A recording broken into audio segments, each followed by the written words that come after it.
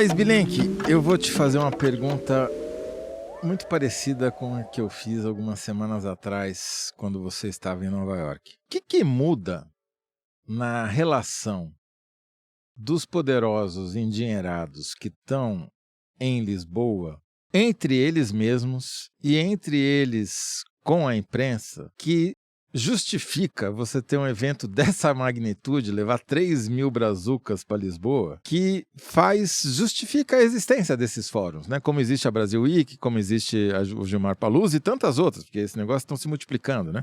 Muda? Tem alguma vantagem? É a pergunta de todas as conversas nas rodas, nos cafés, jantares, cafezinhos, o tempo inteiro. Todo mundo se pergunta porque é realmente um fato notável que 3.000 pessoas venham até aqui. Bom, o que eles, os organizadores e o pessoal que frequenta responde? Eles dizem que se fosse no Brasil eles não se reuniriam. Ninguém iria frequentar um painel e depois ouvi-lo inteiro e depois ir jantar e depois no dia seguinte estar lá de novo. Que precisa ser assim, fora, distante, né, da origem de todo mundo, para ver esse convívio intenso de 3 dias. Agora até mais, porque eles começaram a programação do fórum uma semana antes com programas paralelos, né? Aí eu pergunto, mas por que não fazer em Caxambu, como a ANPOX, que é a Associação das Ciências Sociais, faz em Minas Gerais, né? Por que tem que pegar avião? Ah, porque se fosse em Trancoso, que seria um lugar que poderia atrair essas figuras para ir, os jatinhos ia e voltava todo mundo para uma palestra e tal, então tem que ter,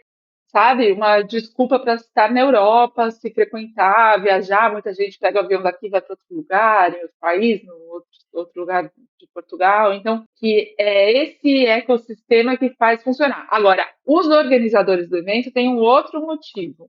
Eles argumentam que o fato de acontecer em Lisboa permite que eles tragam professores da Alemanha, da França, de vários países europeus, até dos Estados Unidos, que vêm e fazem palestras e painéis aqui. Então, para eles, isso só é possível pela localização do evento estar aqui em Lisboa. O fato de estar longe do Brasil muda um pouco, mas não muda tudo, porque a noite em Brasília é longa, né? Então, almoços e jantares e coquetéis e outras coisas mais acontecem na noite em Brasília a pouquíssimos quilômetros da Praça dos Três Poderes.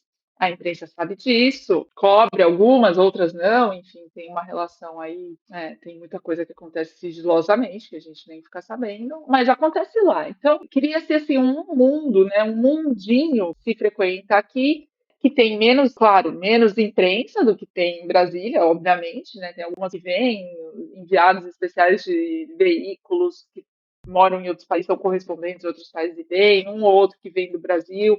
Tem, mas não é a mesma coisa, não é comparável. E a relação fica outra. Então, Alexandre de Moraes, por exemplo, assistiu a muitos painéis da primeira fila da plateia.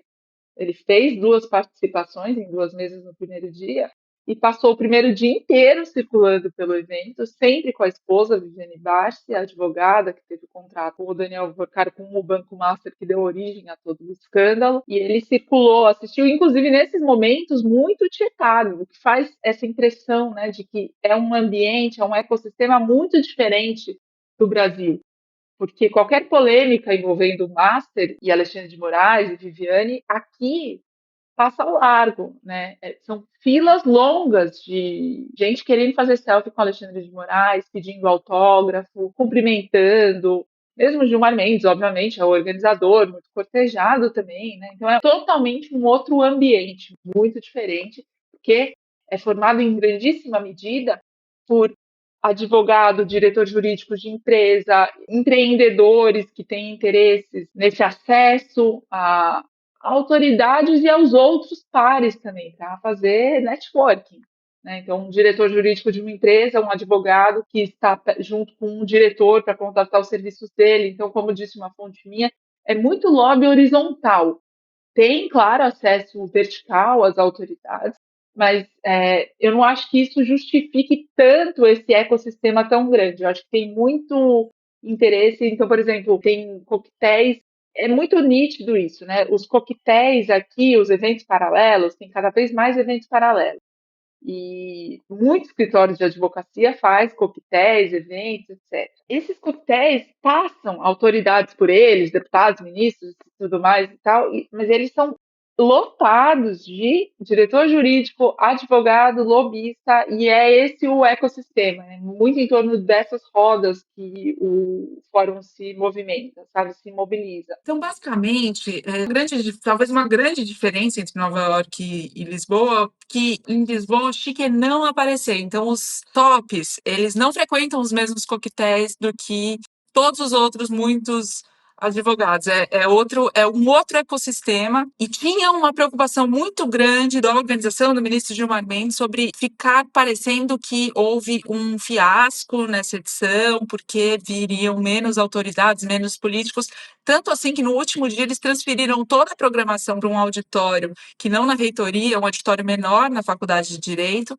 E aí, no encerramento, o Gilmar Mendes foi amplamente aplaudido pelo Alexandre de Moraes, Viviane Bastos e todo mundo que estava lá, porque ele falou: a gente tinha essa previsão de que seria um evento esvaziado, transferimos para cá. E eu peço desculpas às pessoas que estão desconfortáveis, mas quero agradecer a presença de vocês, porque o auditório ficou abarrotado, tinha gente de fora, eu mesma não conseguia entrar no primeiro momento, e tinha gente em todos os cantos possíveis de pé. E aí, isso mostra também um pouco de preocupação nesse ambiente master, porque esse ambiente, tudo bem que aqui o clima é muito mais tranquilo, mais favorável, mas todo mundo está muito ciente de que ninguém quer se expor num momento de tanta exposição, sabendo que o Master passou por aqui, passou por Nova York, então tá todo mundo muito discreto. Dá para dizer que Gilmar Palusa sobreviveu ao efeito Master. Sobreviveu, dá para dizer que sim. E aí, qual que é a percepção em relação ao Master e as denúncias do escândalo, envolvendo também os ministros do Supremo? Porque o Alexandre de Moraes foi citado, o Dias Toffoli também tem relações com o ecossistema Master, né? E a percepção sobre o Toffoli é menos segura, mas a percepção do entorno do Alexandre de Moraes é muito de que assim, o pior já passou, a confusão já está apaziguada, a presença dele no coquetel, assim, e tudo mais, reforçou essa mensagem de que o pior já passou, né? Segundo gente que observa, que frequenta, que conhece. E um aspecto que me foi mencionado também é um que a gente começou a tratar no programa passado, sobre a entrada da Procuradoria-Geral da República na negociação com o Daniel Vorcaro por uma eventual delação. A leitura de algumas pessoas é que a PGR entrando, ela afasta ainda mais a possibilidade de implicação de ministros do Supremo Tribunal Federal. E o Gonês estava aqui, né? Inclusive, muito recluso, circulou muito pouco, não quis falar com nenhum jornalista, participou de uma ou outra mesa, mas não ficou de bobeira por aí. E a leitura que se faz é que no momento em que a delação esfria com a Polícia Federal e esquenta com a PGR, essa temperatura diminui bastante no Supremo, e depois a polícia volta, e a Polícia Federal voltar a negociar e continuar fazendo a sua investigação não blinda ninguém, porque a Polícia Federal é um mundo também, tem delegado, muita gente trabalhando, cada um com suas intenções e preferências, né? Então, não é que essa página está virada, mas tem um clima de mudança de ambiente, entende? Ou seja, se eu entendi corretamente, aquela sensação de que o Supremo tinha virado o alvo da vez diminuiu e Lisboa ajudou a dar novos ares para Brasília. Eu acho que dá para dizer isso, sim. Claro que eu não quero dizer com isso que as investigações arrefeceram ou que nada disso vai de fato acontecer. Percepção, sensação não tenho geral. essa informação. É a percepção, e isso não é só fofoca, tá? Não é uma coisa que a gente está aqui para falar de tiraram uma foto. Não, isso é poder. E perspectiva de poder para um ministro do Supremo é muito diferente de perspectiva de poder para um candidato que vai se eleger ou não. Ele tem que sentir que a zona de influência dele, que o ambiente por onde ele circula, a aceitação do trabalho dele, ele vai sentindo um respaldo para ir para uma determinada direção ou recuar, né? Então, o que eu quero dizer é que eu acho que há um momento agora houve uma reclusão, né? Houve um recolhimento e que agora está em um outro momento, um pouco menos recluso, um pouco mais confortável. Só para ligar com o que a gente falou a semana passada, então aquela emergência de um novo polo de poder no Supremo em torno do ministro André Mendonça encontrou agora menos facilidades, dado o sucesso, mesmo que parcial, aí do Gilmar Palusa, ou uma coisa independe da outra? Independe, eu confirmei, inclusive, reiterei essa apuração aqui em conversas. Assim. A força do ministro André Mendonça é reconhecida pelos interlocutores dos tribunais superiores todos, inclusive pela forma como ele vem conduzindo, né, o inquérito, assim, me corrigiram outro dia que não é um processo porque a denúncia não foi aceita, então vamos lá, o inquérito, a investigação da Polícia Federal, a forma como ele vem conduzindo, fazendo questão de algumas situações da equipe, de procedimentos e tal, reitera a força dele. O que há, sim, em curso de reorganização é no Tribunal Superior Eleitoral.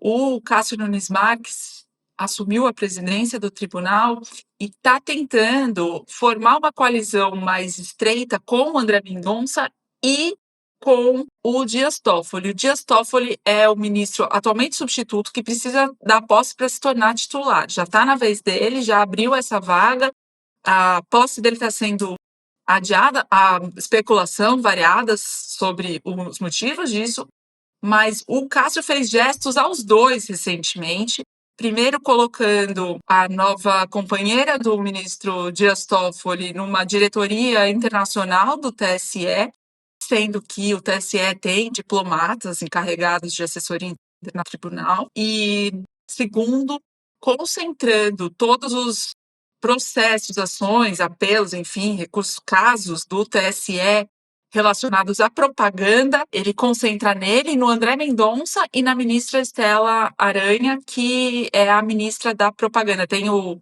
juiz de propaganda, e pesquisa o caso Atlas Intel, que a campanha do Flávio Bolsonaro entrou no TSE contra a divulgação daquela pesquisa, porque houve aquele formulário questionando os entrevistados sobre o escândalo do Dark Horse e tal. A campanha do Flávio entrou com essa ação que foi distribuída para a ministra Estela Aranha porque ela é a juíza de propaganda do tribunal. E o Cássio Nunes baixou uma decisão trazendo para ele e depois retificou, porque houve questionamentos, retificou essa decisão, atribuindo a ele, ao André Mendonça e à ministra Estela Aranha os casos de propaganda, que em época de eleição vira 10 por dia, é um volume imenso, e centralizar tudo na figura do presidente não é uma opção, porque ele não tem tempo para fazer isso. Claro que ele vai dispor o gabinete dele para fazer, mas não é a praxe. A praxe é os juízes de propaganda cuidarem desse tipo de ação.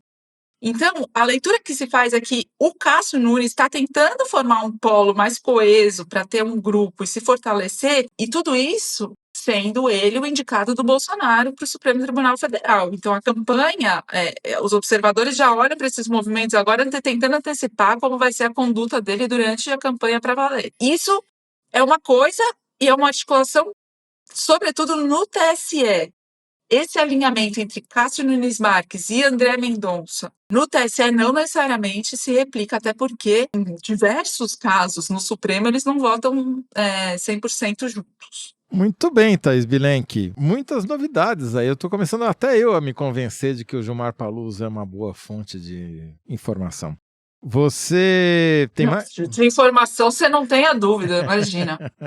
Para encerrarmos, o que você destacaria aí como coisas que você se surpreendeu ou que confirmaram a sua expectativa? Eu me surpreendi com a quantidade, tem muitos painéis ao mesmo tempo, que me interessam por vários motivos, assim, pelos temas, pelas pessoas, enfim, eu vou falar disso. Eu preciso de um tempo para processar a quantidade de informação, porque eu tenho um HD um pouco lotado, então a velocidade de processamento de informação aqui vai me requerer, eu quero fazer isso e eu vou trazer no programa mais informação sobre essas mesas, sobre esse público e tudo mais, mas me surpreendeu o volume de mesas, debates, pessoas. A reitoria é um lugar muito grandioso, um auditório belíssimo, então é bem impressionante nesse sentido, que é bastante diferente do motivo que impressiona em Nova York. E o que não me surpreendeu, você perguntou, eu posso ficar só com essa, né? Não, pode ficar só com... Não, só se tivesse alguma coisa que você imaginava encontrar e é exatamente como você imaginava, ou até pior ou melhor. Não sei. Os pastéis, por exemplo. Essa resposta dos pastéis eu te conto semana que vem, porque eu não vou embora de Portugal. Me prometi que eu não vou embora sem comer um bom pastel. Você tá querendo me enganar que você tá em jejum até agora. Que você não almoçou, não jantou, não tomou café, só trabalhou. Não, eu almocei a trabalho, inclusive, mas não comi pastel Tá ainda. certo. Então tá bom.